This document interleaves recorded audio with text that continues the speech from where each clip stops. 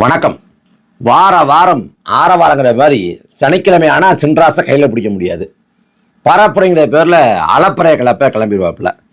அந்த வகையில் இந்த வாரம் திருவாரூர் மற்றும் நாகப்பட்டினத்தில் பரப்புரை பண்ணியிருக்காப்புல. திருவாரூரில் ஒரு 8-9 நிமிஷம் இருக்கும். நாகப்பட்டினத்தில் அதிகபட்சமாக ஒரு 18 நிமிஷம் வரைக்கும் பேசியிருக்காப்புல. அந்த பரப்புரையில் அப்படி குறிப்பிடும்படியாக என்ன பேசியிருக்காரு அப்படின்னா, பெருசாக ஒன்றும் பேசலை. இப்போ ஆளக்கூடிய திமுக அரசு ஏகப்பட்ட தேர்தல் வாக்குறுதிகளை கொடுத்தாங்க. நாங்கள் அதை செய்வோம், இதை செய்வோம், வானத்தை வில்லாக முறிப்போம், மணலை கையாக திரிப்போம் அப்படின்னு நிறைய கட்டுக்கதையை கட்டவிழ்த்து விட்டாங்க. ஆனால் தேர்தல் வாக்குறுதிகளை நிறைவேற்றலை. அதில் இந்த விடுபட்ட தேர்தல் வாக்குறுதிகள் அப்படின்னு பார்த்தா தொகுதி வாரியாகவே நிறையா இருக்கும். அந்த மாதிரி சில வாக்குறுதிகள் எடுத்துக்கிட்டு இதை சொன்னீங்களே செஞ்சீங்களா அப்படிங்கிறது தான் விஜயோட பேச்சில் இருக்குது. அந்த அடிப்படையில் நாகப்பட்டினத்தில் சில சிக்கல்கள் சொல்கிறாரு. இதை சொன்னீங்களே செஞ்சீங்களா அப்படின்னு கேட்குறாப்புல. திருவாரூரில் 2 முறை சொல்லி சொன்னீங்களே செஞ்சீங்களா அப்படின்னு கேட்குறாப்புல. அது மட்டும் இல்லாமல் ஒவ்வொரு ஊருக்கும் என்ன சிறப்போ அதை அப்படியே பேச்சில் சொல்லுவாப்புல.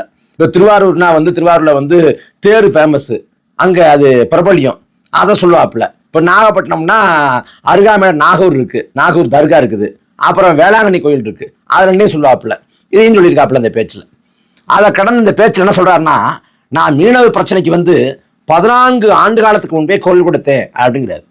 எப்போ குரல் கொடுத்தாரு அப்படின்னு பார்த்தா 2011 காலகட்டத்தில் நாகப்பட்டினத்தில் அன்னைக்கு விஜயோட மக்கள் இயக்கம் சார்பாக ஒரு பொதுக்கூட்டம் போடப்படுது. அந்த பொதுக்கூட்டத்தில் மீனவர் படுகொலைக்கு எதிராக வீரியமாக என்ன முழங்கினார்னா, இன்னைக்கு போலவே அன்னைக்கும் எழுதி கொடுத்தாங்க. அன்னை எழுதி தர்றப்ப இனிமே மீனவர் தாக்கப்பட்டா உலக வரைபடத்தில் இலங்கைங்கிற நாடே இருக்காது அப்படின்னு ஒரு வசனம் போல அடிச்சு விட்டாப்புல. அடிச்சு விட்டுட்டு அப்புறம் வழக்கம் போல பேச ஆரம்பிச்சிட்டாரு. என்ன பேச ஆரம்பிச்சாருன்னா, அந்த மீனவர் படுகொலைக்கு எதிரான கண்டன பொதுக்கூட்டத்தில் விஜய் பேசுறாப்புல. என்ன பேசுறாப்புல அப்படின்னா, காவலம் படத்துல குத்துப்பாட்டுலன்னு வருத்தப்பட்டீங்க அப்படின்னு கேள்விப்பட்டேன். வரக்கூடிய வேலாயுதம் படத்துல 1க்கு 2 குத்துப்பாட்டா இருக்கு அப்படின்னு சொல்றாப்புல. அதாவது இந்த மீனவர் படுகொலையோட ஆழம் என்ன, அது ஏன் நிகழுது, அதற்கான காரணிகள் என்ன, அதை மத்தியில் ஆளக்கூடிய அரசு எப்படி சகித்துக் கொள்ளுது, எப்படி அநீதி துணை போகுது, மாநிலத்தில் ஆளக்கூடிய அரசு எப்படியெல்லாம் அதை திசை திருப்பி விடுது, வேடிக்கை பார்க்குது, இது எது குறித்தும் தெளிவாக தீர்க்கமாக சொல்லலை.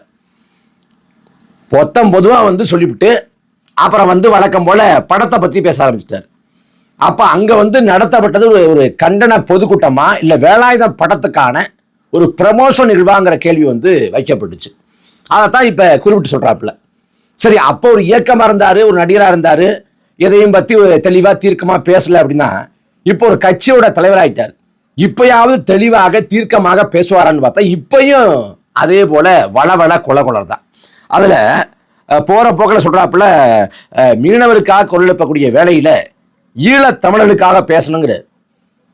இலங்கை தமிழன் பேசினவர் ஈழத்தமிழன் வந்திருக்காரு, அந்த வகையில வரவேற்கலாம். அப்புறம் தாய்ப்பாசம் காட்டிய தலைவரை இழந்துட்டு நிற்கிறாங்க அப்படிங்கிறார்.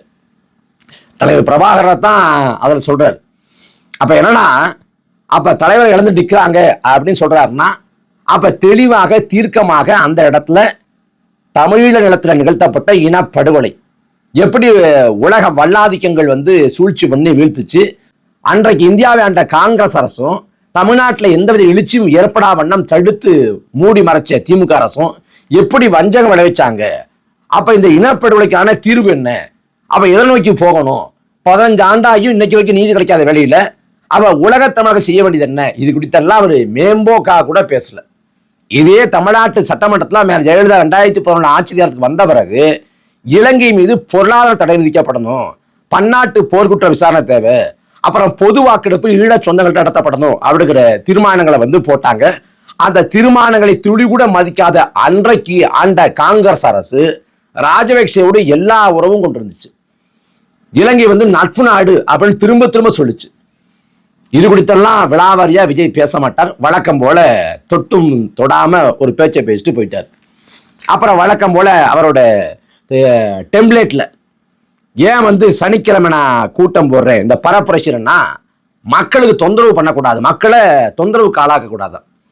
அதாவது இவங்களோட கூட்டங்கள்ல மக்களுக்கு எந்த தொந்தரவும் இல்லையா, இந்த சனிக்கிழமை போறதால அந்த எந்த தொந்தரவும் இல்லாம கூட்டம் நடத்துறாங்களா. எல்லா ஊர்லயும் தாவேக கட்சிக்காரன் இல்லாத குரங்கு செட்டப்புறா பண்றேன்.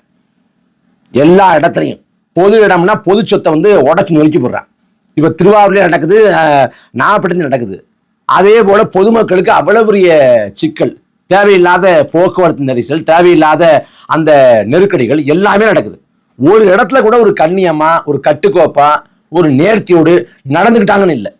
குறைந்தபட்சம் மாநாடு ஓட்டா நாற்காலி பூரா உடைச்சு போடுறாங்க, நாற்காலி பூரா உடைச்சு போயிடுறாங்க. மாநாடு முடிஞ்சுன்னா அங்க இருக்கக்கூடிய பொருட்களை பூரா அள்ளிட்டு போயிடுறாங்க. திமுக என்ன பண்ணுவானோ அதை அப்படியே பண்றான். ஆனா சொல்றாரு, நான் சனிக்கிழமை கூட்டம் வைக்கிறது யாருக்கு தொந்தரவு வரக்கூடாதுங்கிறதுனால தான் கிடையாது. சரி, அப்படியே வச்சுக்கோமே. இப்ப தேர்தல் சமயத்துல சனிக்கிழமை மட்டும்தான் விஜய் பரப்புரை செய்வார, வார நாட்களை பரப்புரை செய்ய மாட்டார. சரி, வந்து மக்களுக்கு தொந்தரவு கூடாதுன்னு சொல்லக்கூடிய அவ்வளவு பெரிய மனசு கொண்ட விஜய் அவர்கள் வந்து ஏன் ரோட் ஷோ நடத்துறாரு? ரோடு என்ன ஷோ பண்ற இடமா இல்ல போக்குவரத்து இடமா? அவர் ரோட் ஷோ பண்றது மூலமா போக்குவரத்து நெரிசல் ஏற்படாத? இல்ல நெடுஞ்சாலை பக்கம் மாநாடு போடுறாரு, அப்ப போக்குவரத்து நெரிசல் ஏற்படாத? சும்மா அடிச்சு விடுறது, வாரம் முழுக்க வந்து மனப்பாடம் பண்ணி வார இடையில வந்து ஒப்பிக்கணும். அதுலயும் வந்து மண் அரிப்புக்கு மீன் அரிப்புங்கிறது. ஐயா சாலி வந்து சங்கிலி பறிப்பு அப்படின்னு சொல்றதுக்கு சங்கிலி பருப்புனாரு. ஏன்னா துவரம் பருப்பு மாதிரி சங்கிலி பருப்புன்னு சொல்றாருன்னு விமர்சிக்கப்பட்டுச்சு. அந்த மாதிரி மண் அரிப்புக்கு பதிலாக மீன் அரிப்பு அப்படிங்கிறது. எழுதி கொடுத்தோம் மீன் அரிப்பு எழுதி கொடுத்துட்டானா, இல்ல அவன் மண் அரிப்புன்னு எழுதி கொடுத்து ஒரு மீன் அரிப்பு அப்படின்னு படிக்கிறாரான்னு தெரியல. ஆனா அந்த பேச்சுல அவரே சொல்றாரு, நான் வந்து இதை வந்து 5 நிமிஷம் 10 நிமிஷம் தான் பேச சொல்றாங்க, நானே 3 நிமிஷம் தான் பேசுவேன் அப்படின்னு அவரு உண்மையை உடைச்சிட்றாப்புல. அப்ப அவரை கலாச்சிக்கிட்டா அப்புறம் நமக்கு என்ன விளங்குது? நான் 3 நிமிஷம் தான் பேசுவேன், 5-10 நிமிஷம் தான் பேச சொல்லி நெருக்கடி தர்றாங்க அப்படின்னு சொல்லிவிட்டு அடுத்தா சொல்றாப்புல. என்ன சொல்றாப்புலன்னா, நான் போனேன், அரியலூருக்கு போனேன், நான் வந்து திருச்சிக்கு போனேன், தேவையில்லாம பவரை கட் பண்றாங்க அப்படின்னு சொல்லிட்டு சொல்றாரு. இதே நாகப்பட்டினத்துல விஜய் வரப்போறாருன்னு இங்க மின்சாரத்தை துண்டிங்க, பவரை கட் பண்ணுங்க அப்படின்னு போய் மின்சார வாரியத்திட்ட மனு கொடுத்தது தாவேகாவோட நாகை மாவட்ட செயலாளர். அதற்கான அந்த கடிதமே இணையத்தில் வெளில வந்திருக்கு. அதாவது ஏகப்பட்ட கூட்டங்கள் தமிழ்நாட்டில் நடந்திருக்கு, ஏகப்பட்ட பரப்புகள் நடந்திருக்கு இவ்வளவு ஆண்டு காலத்தில். அதாவது எந்த மனு கொடுப்பாங்கன்னா, பாதுகாப்பை அதிகப்படுத்துங்க, இல்ல எங்களுக்கு வந்து இந்த இடத்த விட்டு இந்த இடத்துல அனுமதி கொடுங்க பரப்புரைக்கு அப்படின்னு கேட்பாங்க. ஆனா முதல் முறையா எங்க தலைவர் வர்றப்ப மின்சாரத்தை ரத்து பண்ணுங்க, மின்சாரத்தை வந்து துணிச்சு விட்டுருங்க அப்படின்னு மனு கொடுத்தது இதுதான் வரலாற்றுல முதல் முறை. இப்படி தாவேகாவோட மாவட்ட செயலாளர் வந்து அங்க மின்சாரத்தை துண்டிங்க அப்படின்னு மனு கொடுத்திருக்காரு. ஆனா விஜய் வந்து நான் வந்தா மின்சாரத்தை துண்டிக்கிறாங்க, இது அடக்குமுறை இல்லையா அப்படிங்கிறாரு. அடக்குமுறை இல்லையா? அடக்குமுறை கூட சொல்ல, அடுக்குமுறைங்கிற இடத்துல அடுக்குமுறை, நல்லவேளை அமுக்குமுறைன்னு சொல்லாம போனாரு. அப்புறம் சொல்றாரு, எனக்கு இடையூறு பண்றதுக்காகவே வந்து ஒரு பக்கம் மின்சாரத்தை துண்டிக்கிறாங்க சொல்றாரா, இன்னொரு பக்கம் அவர் பேசக்கூடிய அந்த மைக் இருக்குல்ல, மைக் ஒயரை அதை துண்டிச்சு விட்டுறாங்களாம். மைக் ஒயர் என்ன சென்னையில இருக்குது? அவர் விஜய் வந்து நிற்கக்கூடிய அதே பேருந்தோட உள்ளதான் எல்லா செட்டப்பும் இருக்கும். அதுல வந்து மைக் ஒழுங்கா வேலை செய்யலைன்னா அந்த அந்த செட்டப் பண்ணாங்கல்ல, அந்த அமைப்பு இது பண்ணாங்க, ஒருங்கிணைப்பு பண்ணாங்கல்ல, அவங்க பிள்ளையா இருக்கும். அப்ப மைக்கு வேலை செய்யாததும் லைட்டு கரண்ட் ஆஃப் பண்ணதும் எல்லாமே வந்து திமுக அரசுன்னு சொல்றாரு.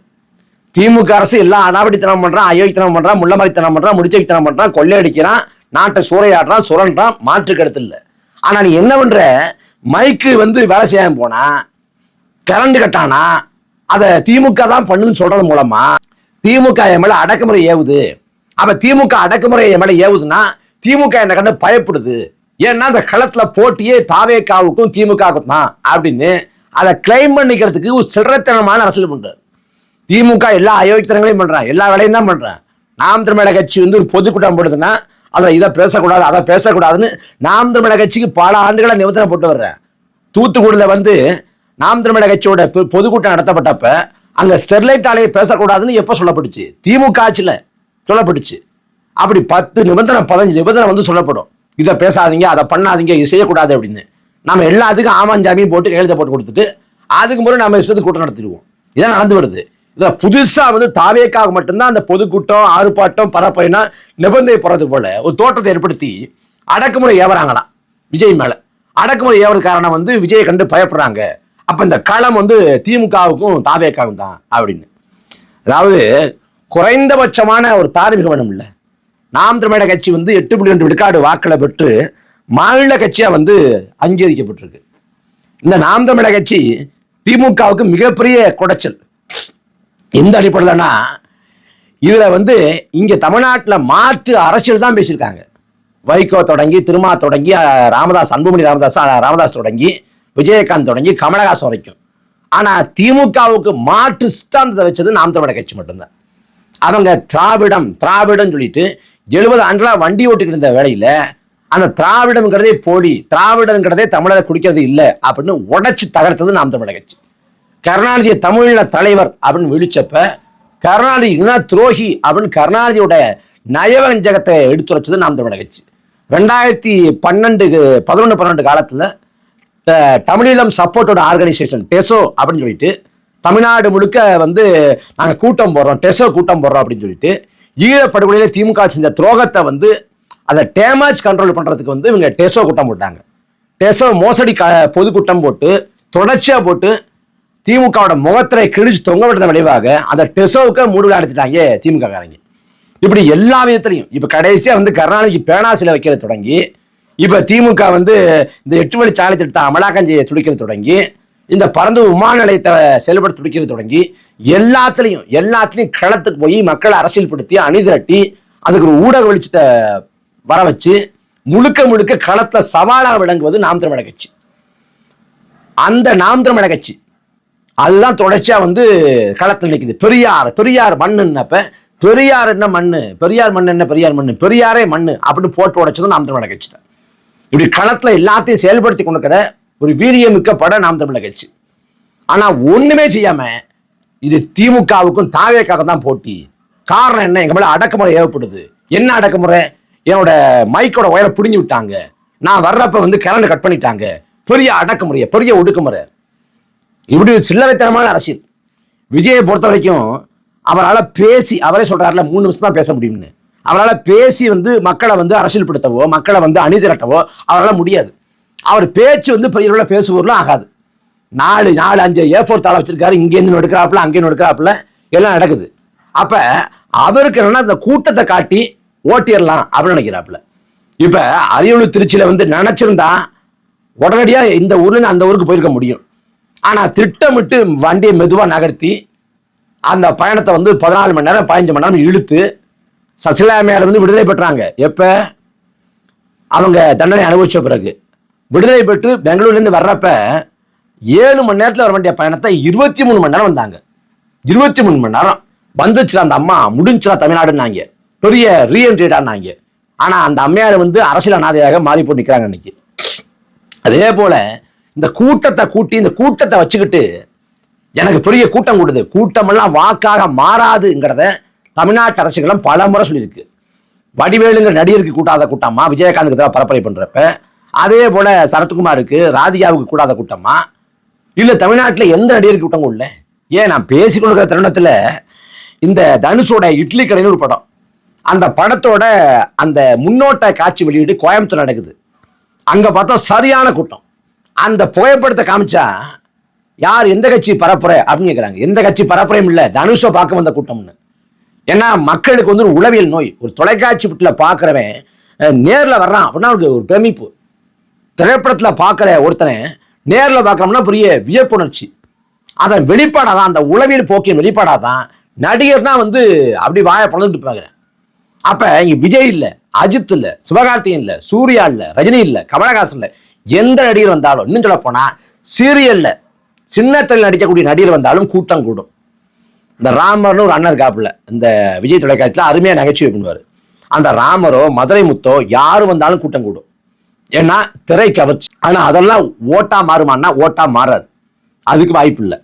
அப்ப இந்த வாரம் சனிக்கிழமை வந்து எழுதி கொடுத்த வாரம் முழுக்க மனப்பாடம் பண்ணி மண்டைகளை ஏற்றி அப்புறம் பிட்டு பேப்பர் மாதிரி 2-3 A4 பேப்பரை வச்சுக்கிட்டு வார இறுதியில் 2 இடத்துல பரப்புரை பண்றேன் அப்படின்னு அலப்பறை பண்ணலாம். அது ஊடகங்கள்ல செய்தியா மாறலாம். ஆனா இந்த கூட்டமெல்லாம் வாக்காக மாறாது.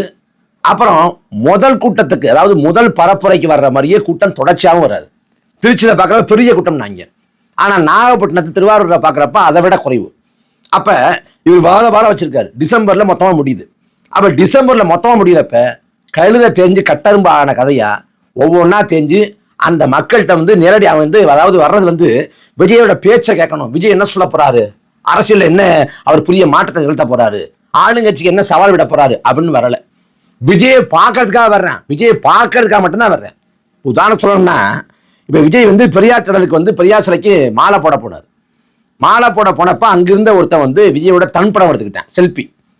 அவன் செல்ஃபி எடுக்கிறப்ப பார்க்குறப்ப அவனோட அலைவீச்சில் வந்து ஸ்டாலின் ஸ்டிக்கர் இருக்கு, ஸ்டாலினோட படம் பொறித்து அந்த ஒட்டி இருக்கு.